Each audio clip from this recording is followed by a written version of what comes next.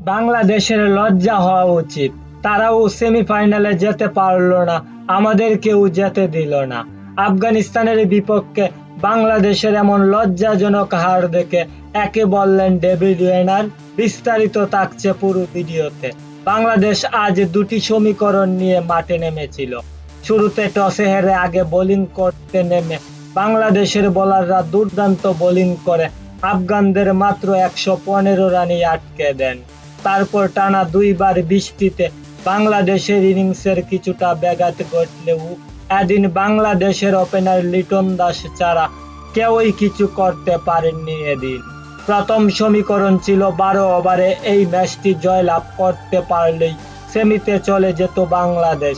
অন্যদিকে আরেকটি সমীকরণে বাংলাদেশ শেষ ওভারে যদি জয় পেত তাহলে অস্ট্রেলিয়ার রান রেটে এগিয়ে থেকে সেমিফাইনালে চলে যেত। তবে আর সেটা হলো না। বাংলাদেশ ম্যাচ জেতার আগেই সবকটি উইকেট হারিয়ে ফেলে।